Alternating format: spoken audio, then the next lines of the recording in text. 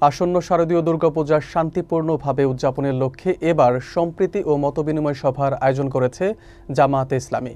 খুলনার তেরখাদা উপজেলায় আয়োজিত এই সভায় উপস্থিত ছিলেন স্থানীয় জামাতের নেতাকর্মী এবং পূজা উদযাপন পরিষদের প্রতিনিধিরা। এ সময় উভয় পক্ষ ধর্মীয় সম্প্রীতি বজায় রাখার উপর গুরুত্ব আরোপ করেন। বিস্তারিত দেখুন রাসেল আহমেদের প্রতিবেদনে। আসন্ন শারদীয় দুর্গাপূজা উপলক্ষে খুলনার তেরখাদা উপজেলায় এক সম্প্রীতি ও মতবিনিময় সভার আয়োজন করে উপজেলা জামায়াতে ইসলামী। সোমবার উপজেলা পরিষদের সম্মেলন কক্ষে অনুষ্ঠিত এই সভায় পূজা উদযাপন পরিষদের নেতৃবৃন্দ এবং জামায়াতে স্থানীয় প্রতিনিধিরা অংশগ্রহণ করেন। সভায় প্রধান অতিথি হিসেবে উপস্থিত ছিলেন জামায়াতে ইসলামীর খুলনা জেলা শাখার নায়েবে আমির ও খুলনা ৪ আসনের সংসদ সদস্য প্রার্থী অধ্যক্ষ মাওলানা কবিরুল ইসলাম। উপজেলা জামায়াতে ইসলামীর আমির মাওলানা হাফিজুর রহমানের সভাপতিত্বে অনুষ্ঠিত এই সভা সঞ্চালনা করেন উপজেলা জামায়াতের সেক্রেটারি নাহিদ হাসান।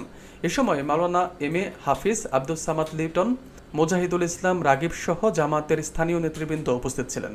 পূজা উদযাপন পরিষদের পক্ষ থেকে সাধারণ সম্পাদক শঙ্কর কুমার বালা এবং উপজেলার ৬টি ইউনিয়নের পূজা মণ্ডপের নেতৃবৃন্দ অংশ নেন। সভায় শান্তিপূর্ণ উৎসব আয়োজন, ধর্মীয় সহাবস্থান এবং সাম্প্রদায়িক সম্প্রীতি বজায় রাখার উপর জোর দেওয়া হয়। জামাতের নেতৃবৃন্দ জানান, পূজার সময় তারা সকল মণ্ডপ সরেজমিনে পরিদর্শন করবেন এবং সনাতন ধর্মাবলম্বীদের সঙ্গে শুভেচ্ছা বিনিময় করবেন। অংশগ্রহণকারীরা এই উদ্যোগকে পারস্পরিক শ্রদ্ধা, সম্প্রীতি ও জাতীয় ঐক্য সুদৃঢ় করার জন্য একটি ইতিবাচক পদক্ষেপ হিসেবে দেখছেন।